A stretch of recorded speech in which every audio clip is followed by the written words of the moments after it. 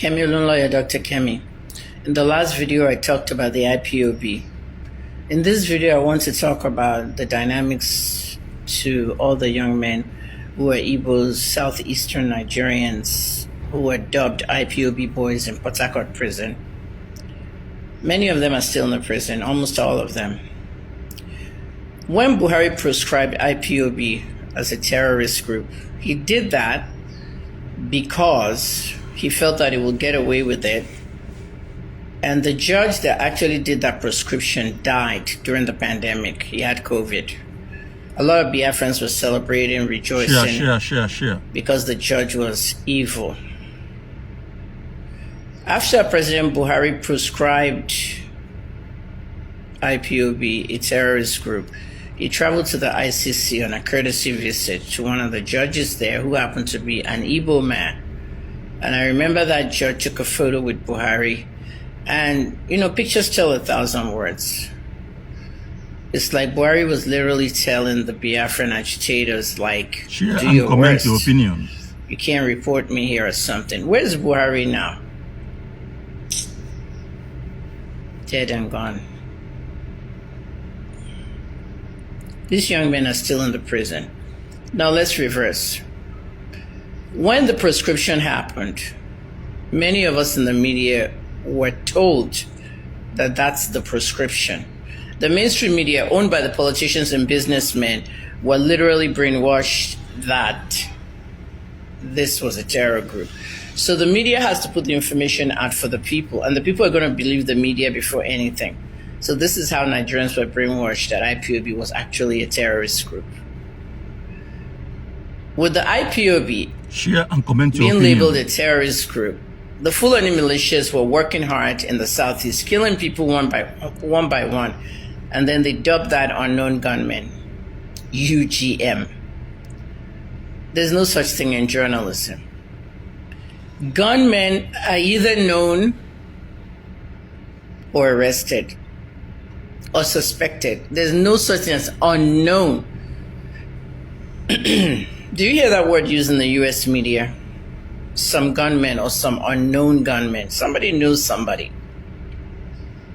So they made the media use that word, extended it to bloggers, writers, and it became someone is just killing people in the southeast. They pulled Justice Naji out of his car, out of his Mercedes, shot him, killed him, and put him in the back, in the boot. What's your opinion on this? They killed Durakunli's husband. Opinion. A lot of them were Fulani militias that were doing this work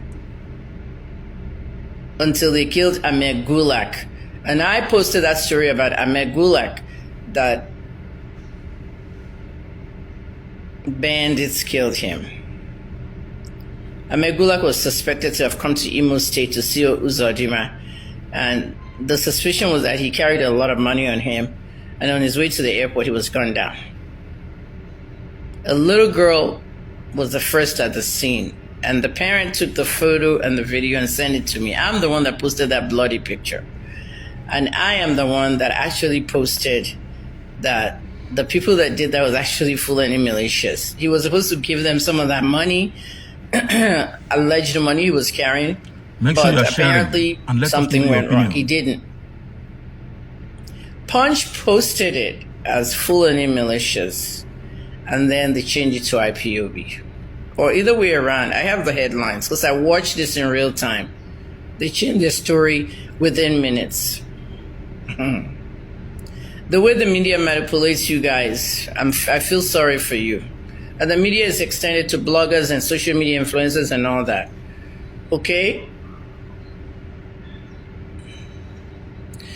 Assuming that the IPOBs are actually terrorists and they have not released them for 10 years, or they've had no court dates for 10 years. Boko Haram is also a terror group. And I've seen at least 10 different drop your comment.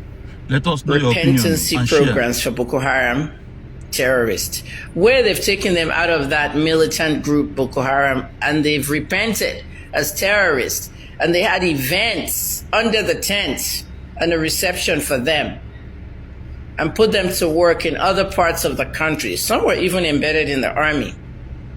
Why is there a repentance program for Boko Haram and there's none for IPOB?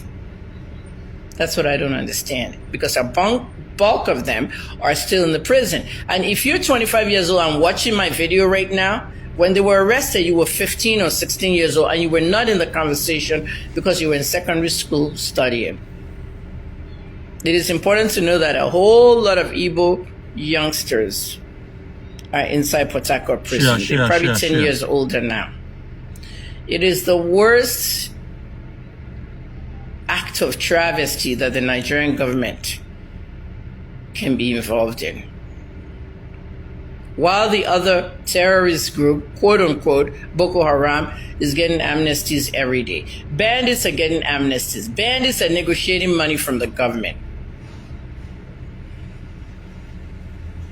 Then IPOB is not even a terrorist group. Share and comment your opinion. There's no journalist going to tell you anything I'm telling you. I don't tell people things they want to hear. I tell them what they need to hear.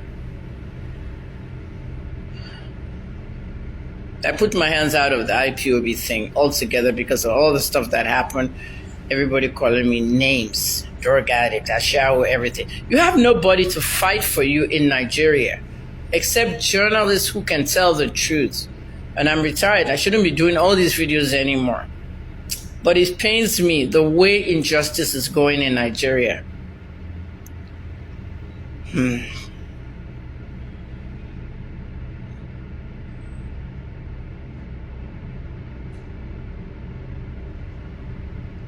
Share and comment your opinion. Nnamdi Kanu is locked up. Everybody has these conspiracy theories of why he was locked up. Next video.